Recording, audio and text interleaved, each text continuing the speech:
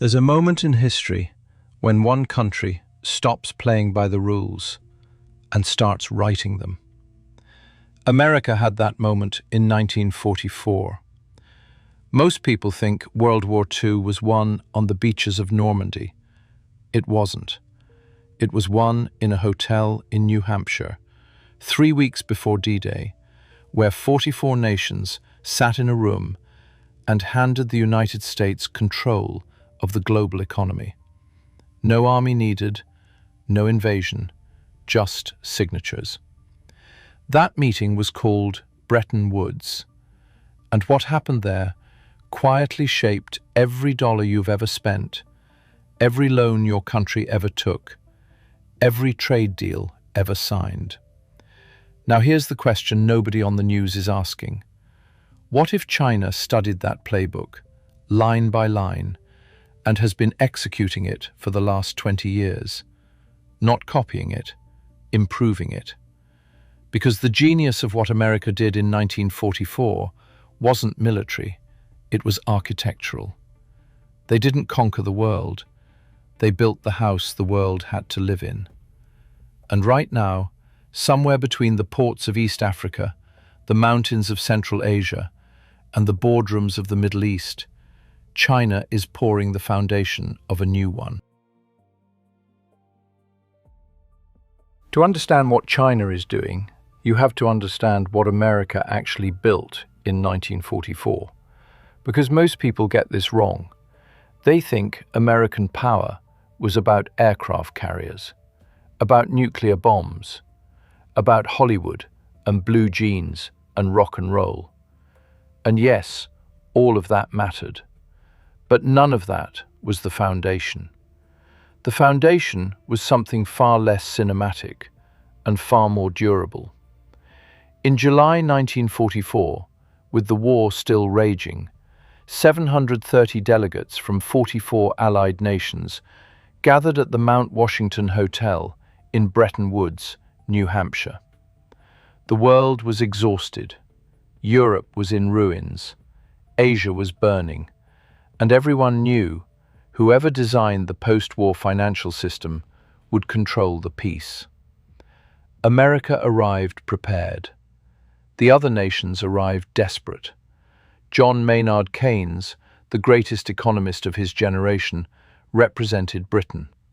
He came with a bold proposal, a neutral global currency, something no single country could control. He called it the Bancor. It was elegant, it was fair. It was designed to prevent any one nation from accumulating too much power. America rejected it. Instead, Harry Dexter White, the US negotiator, pushed through a different architecture. The dollar would become the world's reserve currency. The International Monetary Fund and the World Bank would be headquartered in Washington. Voting power in both institutions would be proportional to economic contribution, which meant the United States held effective veto power over both. Keynes reportedly left the conference knowing he had lost something historic. He died 2 years later. What America built at Bretton Woods wasn't just a financial system, it was a gravitational field. Every country that wanted to trade internationally had to hold dollars. Every country that needed emergency loans had to go through Washington. Every country that wanted access to global markets had to play by rules written in English. Think about what that means in practice. When Brazil needs to buy oil from Saudi Arabia, the transaction happens in dollars, even though neither country uses dollars domestically. When Vietnam exports shoes to Germany, the price is quoted in dollars. When a bank in South Korea needs liquidity, it borrows in dollars. The entire machinery of global commerce runs on American infrastructure, and America collects a toll on every transaction, every loan, every conversion. Economists call this seigniorage, the privilege of issuing the world's reserve currency, the ability to print money that the whole world is forced to accept. to run deficits that would bankrupt any other nation, to borrow at rates no other country can access. It's not a conspiracy, it's architecture, and architecture, once built, is almost impossible to tear down, because everyone's furniture is already inside. For 80 years this system held. It bent during the Nixon shock of 1971, when America abandoned the gold standard and the dollar became backed by nothing but trust and military dominance. It strained during the 2008 financial crisis, when the country that designed the global financial system nearly collapsed under its own debt. It cracked during the weaponization of SWIFT sanctions against Russia in 2022, when the world watched Washington freeze a G20 nation's foreign reserves overnight. That last moment was the one China had been waiting for. Because what 2022 proved, beyond any diplomatic language or economic theory, was that the dollar system wasn't neutral. It never was. It was a weapon. And now, every country that wasn't a close American ally had seen it used. The question was no longer whether someone would try to build an alternative. The question was whether China was already building one. Here's something that gets lost in the noise of trade war headlines and Taiwan tensions and TikTok bans. China doesn't announce its strategy, it executes it. While Washington was debating China on cable news, China was signing infrastructure contracts in 140 countries. While American politicians were giving speeches about the threat of Chinese power, Chinese engineers were building ports, railways, highways, and fiber optic cables across 3 continents. While the West was writing op-eds about the Belt and Road Initiative being a debt trap, China was quietly becoming the largest trading partner of more than 120 nations. None of this happened accidentally. None of this was improvised. Go back to 2013. Xi Jinping had just consolidated power. His first major foreign policy announcement wasn't about Taiwan. It wasn't about the South China Sea. It was about infrastructure. He stood in Kazakhstan, the geographic heart of the Eurasian landmass, and announced what he called the Silk Road Economic Belt. A few weeks later, in Indonesia, he announced the Maritime Silk Road. Together, they became what the world now knows as the Belt and Road Initiative. The Western press covered it as an infrastructure story. It wasn't. It was an architecture story. Because what Xi Jinping understood, and what most Western analysts missed, is that infrastructure isn't just about moving goods. Infrastructure is about creating dependency. Infrastructure is about making yourself indispensable. Infrastructure is about building the house that other countries have to live in. Sound familiar? This is exactly what America understood in 1944. You don't need to conquer a country to control it. You just need to be the one who built its roads. But China went further than infrastructure, much further.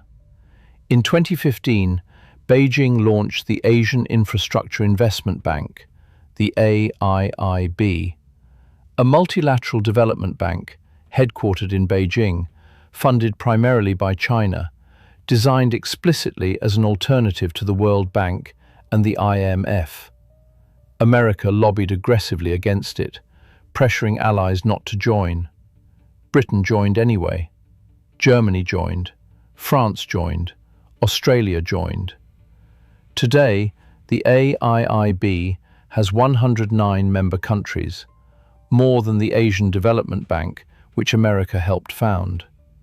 Then came the digital layer. Huawei built 5G infrastructure across Africa, Southeast Asia, Latin America, and parts of Europe at prices Western companies couldn't match. The argument in Washington was about espionage risk, and maybe that argument is valid. But here's what that argument missed. When Huawei builds your telecommunications infrastructure, your digital economy runs on Chinese architecture. Your data flows through Chinese-designed systems. Your government communicates over Chinese-built networks. That's not espionage. That's something more permanent than espionage. That's dependency. And then, the piece that most people still underestimate, came the currency play. In 2009, in the aftermath of the global financial crisis, China began a quiet but systematic campaign to internationalize the renminbi. Bilateral currency swap agreements with dozens of countries, the launch of the cross-border interbank payment system, CIPS, as an alternative to SWIFT, the Digital Yuan, a state-issued central bank digital currency that can conduct transactions without touching the dollar system at all, deals with Saudi Arabia, Russia, Brazil, and others to settle commodity trades in renminbi. Each of these moves, in isolation, looks modest, incremental, almost boring. Together, they form a pattern that any serious student of 1944 would recognize immediately. China isn't trying to defeat the dollar system in a direct confrontation. That would be like trying to demolish a skyscraper while people are still living in it. Instead, Beijing is doing something more patient, more surgical, and ultimately more dangerous to American power. It's building the infrastructure of an alternative system, parallel, interoperable, and gradually more attractive to any country that feels excluded, threatened, or simply underserved by the existing order. Not a replacement, not yet. A second door. And once you build a second door, you don't need to knock down the first one. You just wait for enough people to start using yours. America knew this in 1944. That's why they made sure there was only one door. China is building the second one, and the construction is further along than most people realize. Let me show you something that doesn't make the front pages. In March 2023, Xi Jinping flew to Moscow. The visit lasted 3 days. The imagery was carefully managed. 2 leaders, 2 nations under Western pressure, standing together. The press focused on the symbolism, the geopolitical theater, the photo opportunity. But the real story was in the numbers released quietly afterward. Russia-China trade in 2022 reached $190 billion. In 2023, it crossed $240 billion. And here's the detail that matters. More than 90% of that trade was settled in rubles and renminbi, not dollars. The 2 largest land-based military powers on Earth had effectively decoupled their bilateral trade from the American financial system, completely, quietly, without a single dramatic announcement. That's not a symbolic gesture. That's a structural shift. But Russia is an easy case. Russia had no choice. Swift sanctions left it with few alternatives. The more revealing story isn't about the countries that were forced to look for alternatives. It's about the countries that chose to. Look at Saudi Arabia. For 50 years, the petrodollar was one of the most important pillars of American global power. The deal was simple and brilliant. America would guarantee Saudi security, and Saudi Arabia would sell oil exclusively in dollars. This meant that any country in the world that needed to buy oil, which is every country in the world, had to first acquire dollars. It was the perfect mechanism. It tied the global energy market to the American currency and made dollar demand structural, permanent, and self-reinforcing. In early 2023, Saudi Arabia announced it was open to settling oil trades in other currencies, including the renminbi. The announcement was carefully worded, diplomatic, hedged on all sides. But the message underneath was unmistakable. The 50-year arrangement was no longer sacred. Then look at Brazil. In 2023, Brazil and China announced they would conduct bilateral trade directly in their own currencies, bypassing the dollar entirely for transactions between the world's ninth and second largest economies. President Lula, standing in Shanghai, asked publicly why the world should be forced to conduct all its trade in one country's currency. It was a rhetorical question, but it landed. Look at the Gulf states more broadly. The UAE has been deepening financial ties with China, including discussions about yuan-settled oil trades and Chinese digital currency infrastructure. Qatar, which hosts the largest American military base in the Middle East, simultaneously became a founding member of the AIIB and has been expanding renminbi-denominated financial instruments. Look at ASEAN, the 10 nations of Southeast Asia, sitting between the Indian and Pacific Oceans, controlling some of the most critical shipping lanes on Earth, have been methodically reducing dollar dependency in intra-regional trade. Several have established direct currency swap lines with China. Indonesia, the world's fourth most populous country, has been explicitly building payment infrastructure that doesn't route through American systems. Look at Africa. China is now the continent's largest trading partner and its largest bilateral creditor. Chinese-built railways connect landlocked countries to ports. Chinese-funded dams provide electricity to millions. Chinese telecommunications infrastructure connects governments and businesses. And increasingly, those transactions settle in renminbi through CIPS rather than in dollars through SWIFT. Now step back. Look at the map this creates. From Moscow to Riyadh, from Sao Paulo to Jakarta, from Nairobi to Karachi. A growing network of countries conducting an increasing share of their economic activity outside the dollar system. Not all of them, not most of their trade, not yet. But the direction is unmistakable, and direction in geopolitics is everything. Because here's what most people misunderstand about reserve currency transitions. They don't happen in a day. They don't happen in a decade. They happen the way Hemingway described bankruptcy, gradually and then all at once. The British pound didn't lose its reserve status in a single crisis. It eroded, transaction by transaction, relationship by relationship, institution by institution, until one day the world woke up and realized it had already moved on, and Britain was left holding a currency that the world no longer needed to hold. America watched that happen to Britain and learned from it. China watched it happen to Britain and then watched America do it to Britain and took notes on both.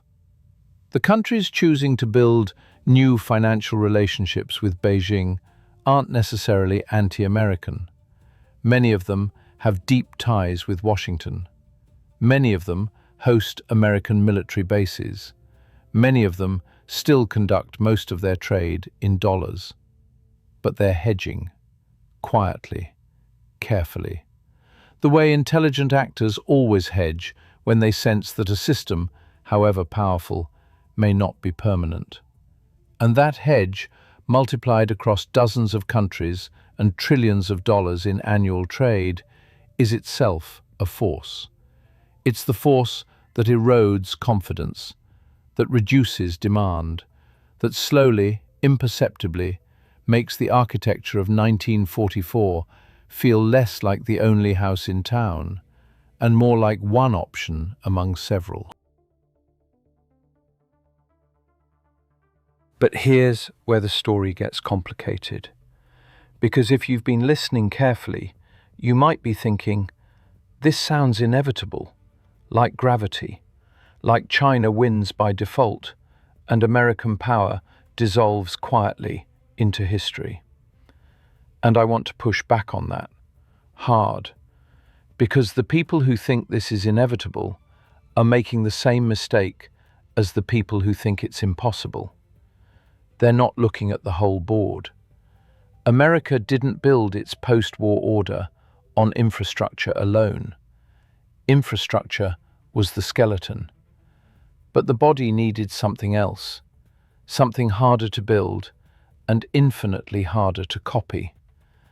And that something is what China is still, despite everything, struggling to replicate.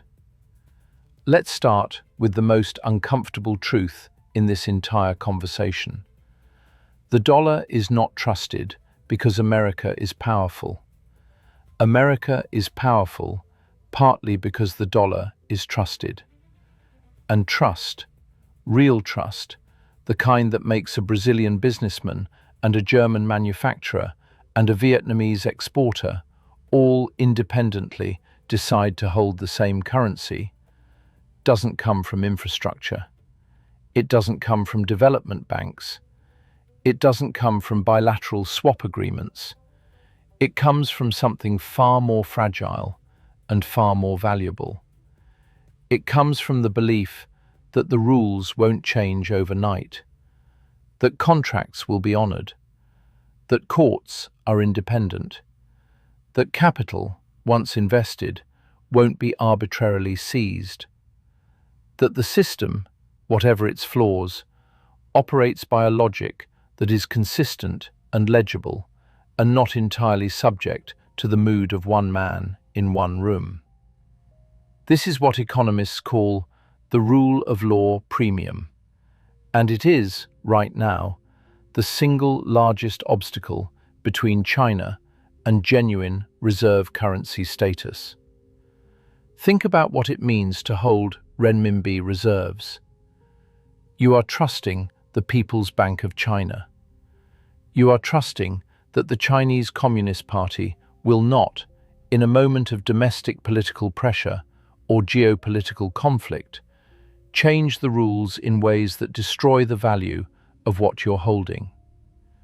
You are trusting that capital controls, which China still maintains and has historically tightened during periods of stress, won't trap your money inside a system you can no longer exit. That trust doesn't exist yet, not at scale, not among the institutions that actually move global capital. Look at the data. The renminbi currently represents roughly 2.3% of global foreign exchange reserves. The dollar represents 58%. The euro sits at around 20%. The renminbi, despite 20 years of internationalization efforts, despite CIPS, despite the Digital Yuan, despite Belt and Road, despite all of it, still accounts for a tiny fraction of global reserve holdings. Why? Because the fund managers in Singapore, the sovereign wealth funds in Norway, the central banks in Brazil, they're not ideological. They're not rooting for America. They're looking for somewhere safe to put money that they may need to access quickly, reliably, and without political interference. And right now, for all its dysfunction, for all its debt, for all its political chaos, the United States still offers something China cannot credibly offer: an exit. If you hold dollars and something goes wrong, you can sell them. The market is deep enough, liquid enough, and open enough that you can always find a buyer. If you hold renminbi and something goes wrong, if China tightens capital controls, if a Taiwan crisis freezes assets, if a political decision in Beijing makes your holdings suddenly complicated, you may not be able to get out at all. That asymmetry is enormous, and China knows it. There's a second thing America had in 1944 that China still lacks, and this one is even harder to build than institutional trust. Allies. Real allies. Not transactional partners, not infrastructure clients, not countries that trade with you because you offer the best deal. Countries that genuinely believe their security, their prosperity, and their future are tied to yours. Countries that will absorb short-term costs to defend the long-term system. Countries that show up. In 1944, America didn't just build a financial architecture, it built a security architecture around it. NATO, the US-Japan alliance, the US-Korea alliance, the Five Eyes intelligence network, a web of mutual defense commitments that gave countries a reason to stay inside the American system, even when it was costly, even when it was unfair, even when Washington was wrong. China's relationships don't look like that. They look like transactions, carefully negotiated, mutually beneficial, but ultimately reversible. When the price changes, the relationship changes. When the deal sours, the partner pivots. This isn't a moral judgment, it's a structural observation, and it matters enormously. Because a reserve currency system isn't just a financial product, it's a political commitment. Countries hold your currency because they believe you will defend the system that gives it value, that you will absorb costs, that you will show up when things get difficult. America has done that, imperfectly, selectively, sometimes hypocritically, but consistently enough that the commitment remains credible. China has not yet been tested at that level, and the test, when it comes, will be brutal. There's one more thing, and this one is subtle, but perhaps the most important of all. America in 1944 had something that no amount of infrastructure spending can manufacture. It had the world's most attractive idea. Not democracy in the abstract, not freedom as a slogan, but the lived reality of a country that millions of people around the world wanted to move to, study in, build in, dream inside of. The soft power of American culture, its universities, its films, its music, its narrative of individual reinvention, created a gravitational pull that made the financial system feel like part of something larger, something worth belonging to. China is building infrastructure. America built aspiration. And aspiration, it turns out, is the most durable architecture of all. So here's where we actually are. Not where the headlines say we are, not where the optimists in Beijing want you to believe, not where the alarmists in Washington need you to fear, but where the board actually stands if you look at it coldly, without ideology, without panic, without the noise. We are living through the early stages of a structural transition in the global order. Not a revolution, not a collapse, a transition. Slow, uneven, contested, but real.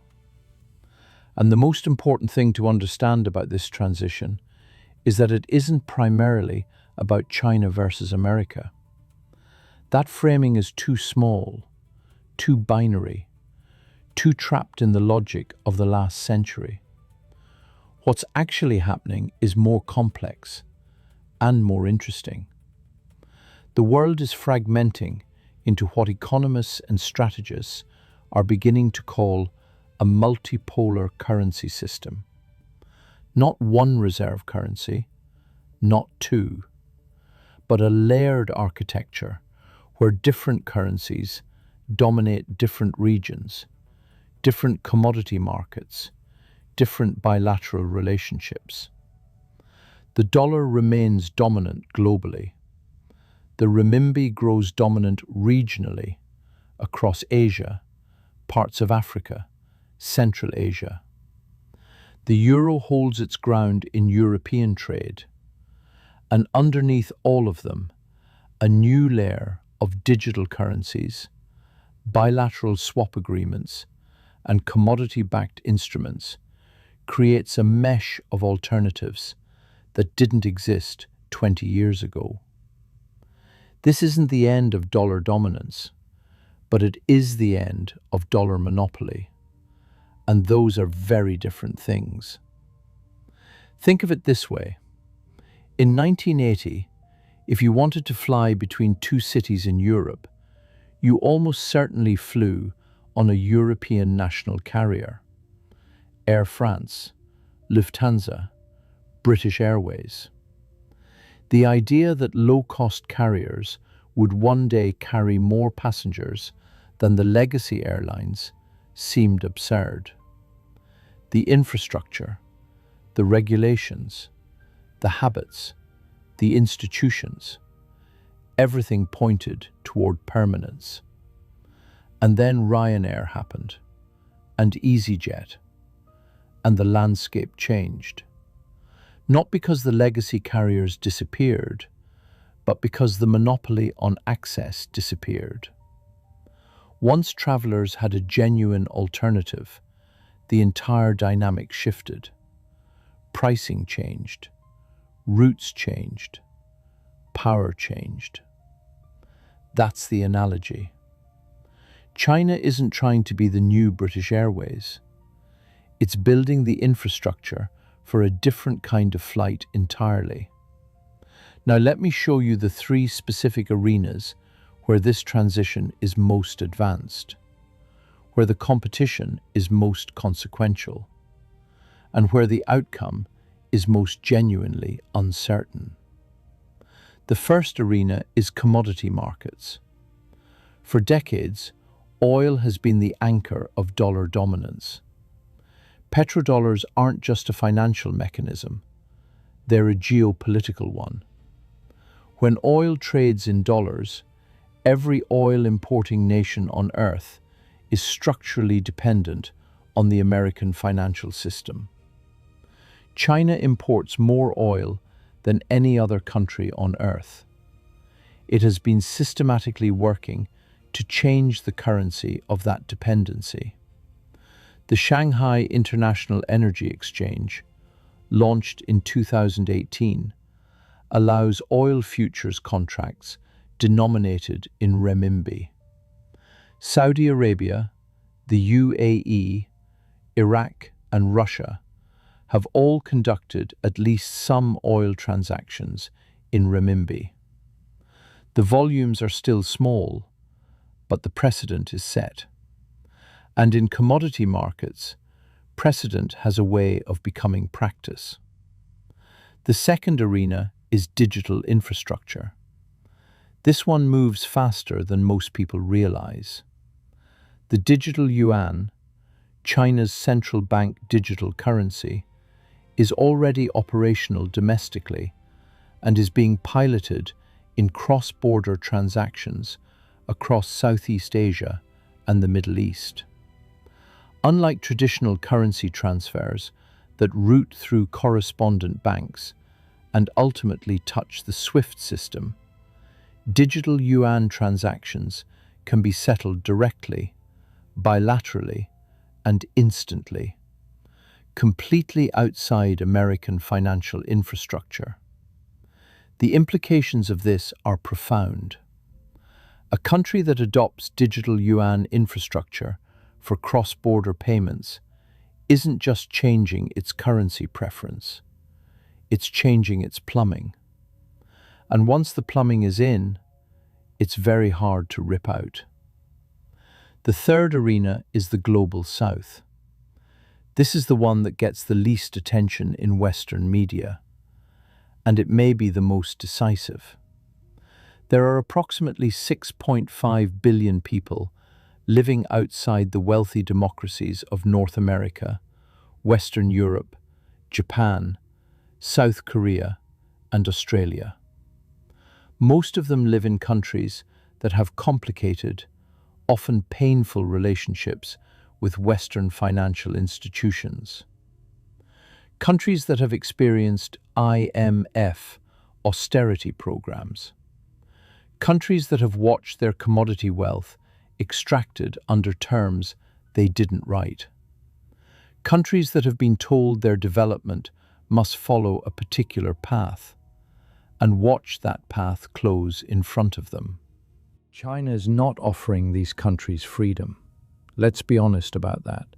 China is offering them an alternative creditor, an alternative infrastructure builder, and an alternative financial system, one that comes with fewer political conditions, faster disbursement, and a partner that doesn't lecture them about governance. Is that alternative perfect? No. The evidence of debt distress in some Belt and Road recipient countries is real. The concerns about Chinese surveillance infrastructure are legitimate. The asymmetry of power in China's bilateral relationships is often stark. But here's the thing about alternatives. They don't need to be perfect. They just need to exist. Because once a country has a genuine alternative, even an imperfect one, the entire negotiating dynamic with the existing power changes. The leverage shifts. The conditions soften. The relationship becomes, at least marginally, more equal. And that shift, multiplied across dozens of countries, across trillions of dollars in trade and investment, is what Beijing has been engineering for 2 decades. There's a concept in strategic studies called the correlation of forces. It doesn't just measure who has more missiles or more money. It measures the direction of momentum, who is gaining, who is losing, who controls the initiative. By that measure, by the measure of direction rather than position, China has been winning the structural competition for the better part of 20 years. Not because American power has collapsed, it hasn't, but because the architecture of 1944, that elegant, durable, ruthlessly effective system of institutions and rules and dependencies that Harry Dexter White built in a hotel in New Hampshire, is showing its age. And the country that understood it best, studied it longest, and decided to build something alongside it, rather than against it, is watching its investment begin to compound, quietly, patiently, exactly the way the best strategies always work.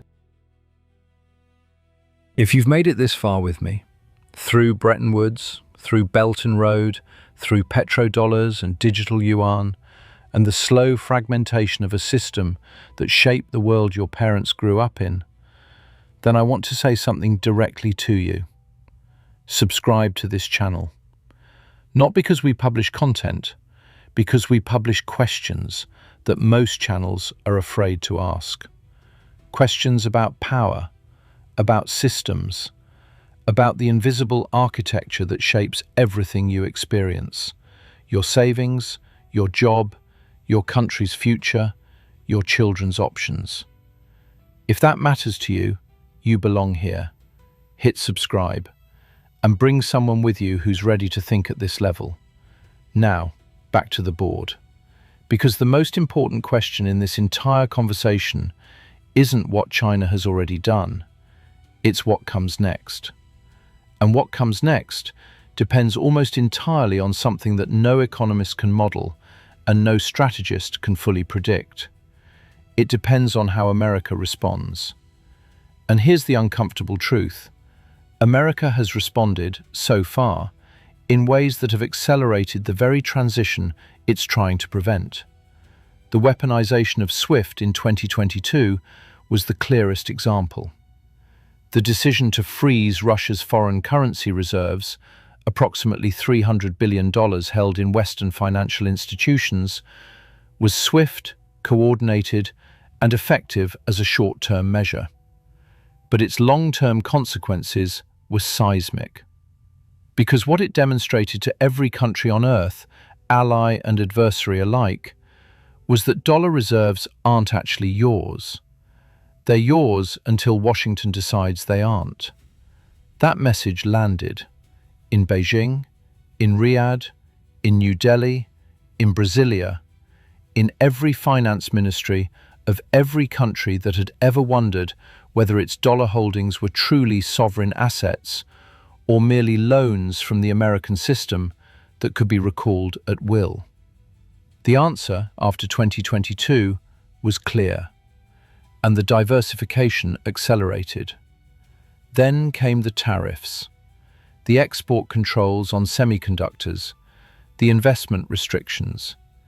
Each of these measures had legitimate strategic rationale, but each of them also pushed more countries, including close American partners, to quietly accelerate their contingency planning, to ask the question they had never quite needed to ask before.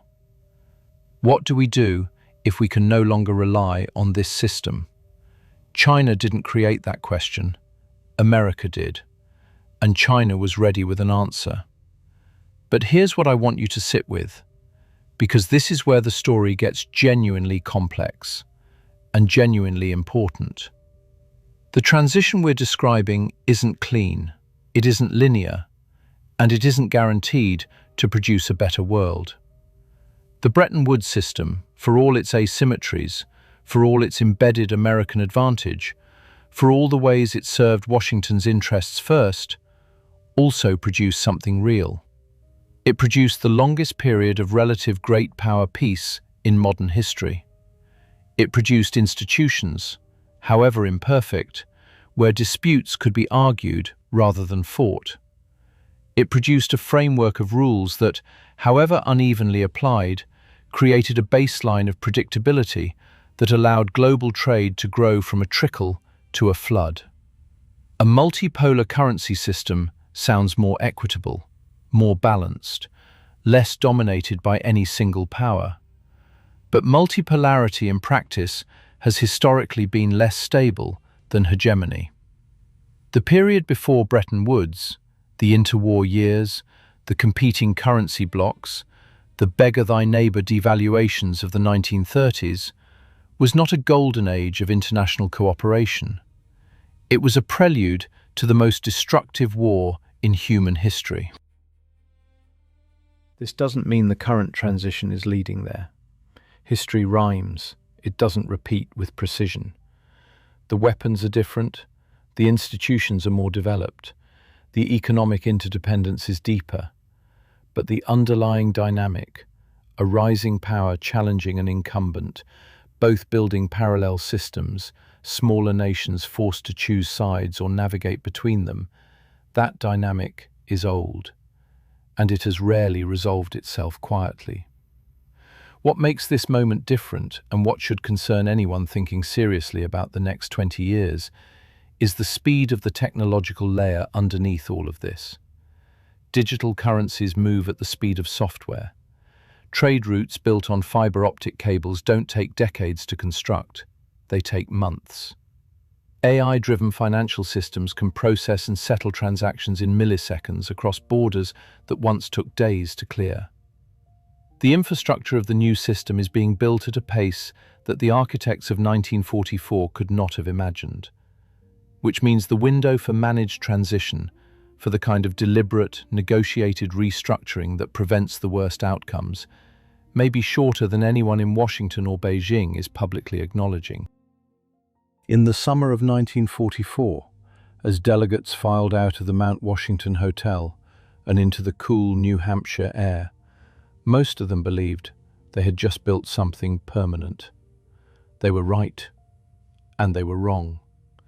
They built something that lasted 80 years, that lifted hundreds of millions out of poverty, that created the conditions for the most extraordinary expansion of human prosperity in recorded history. That was real. That mattered. That shouldn't be dismissed or minimized or reduced to a story about American self-interest, even though American self-interest was very much present in that room. But nothing built by human hands is permanent. Not empires, not currencies, not the invisible architecture of rules and institutions and habits of trust that holds the global economy together. Everything has a season. And the question worth sitting with, the one I want to leave you with, isn't whether China wins or America wins. That framing is too small for what's actually at stake. Nations win and lose. Systems rise and fall. But the people who live inside those systems, the farmer in Nigeria settling a transaction in digital yuan, the pensioner in Brazil watching her savings denominated in a currency whose value depends on decisions made in Beijing rather than Washington, the factory worker in Vietnam trying to figure out which side of a fracturing world to build his life on. Those people don't get to choose which era they're born into. They just have to live in it. What China is doing is real. The parallels to 1944 are not superficial. They are structural, deliberate, and in many ways brilliant. Beijing studied the American playbook with more discipline and more patience than Washington ever expected. It understood something that most great powers miss until it's too late, that the deepest form of power isn't the ability to destroy, it's the ability to make yourself necessary. America made itself necessary in 1944 by building the house the world had to live in. China is building the second house, quietly, methodically. One port, one pipeline, one bilateral swap agreement, one digital currency pilot at a time. Whether that second house becomes a home, whether it develops the institutional trust, the open capital markets, the genuine alliance network, the rule of law architecture that transforms infrastructure into hegemony. That is the question that will define the next 50 years. And it is genuinely open. History doesn't have a predetermined winner. It has forces, decisions, moments where the choices made in one room by a handful of people echo for generations in ways none of them fully understood at the time. We are in one of those moments now. Not at the end of something, not yet at the beginning of something new, but in that uncertain, vertiginous space between, where the old maps no longer match the territory and the new ones haven't been drawn yet. Pay attention to what's being built, not to what's being said. Because the most important decisions about the world your children will inherit are not being made in press conferences or parliamentary debates or cable news arguments. They're being made in ports, in server rooms, in the quiet offices of central banks, in the signing ceremonies of infrastructure deals that most people never hear about. The architecture of the next century is being poured right now, and concrete, once it sets, is very hard to move. If this conversation changed the way you see the world, even slightly, share it with 5 people who are ready to think at this level. Not to convince them of anything, just to give them the question. And leave me a comment. Tell me what you think. Tell me where you think I'm wrong. Tell me what you'd like to understand next. What corner of the global order you want us to pull back the curtain on together. This channel exists for people who aren't satisfied with the surface of things. Welcome to Meridian Theory.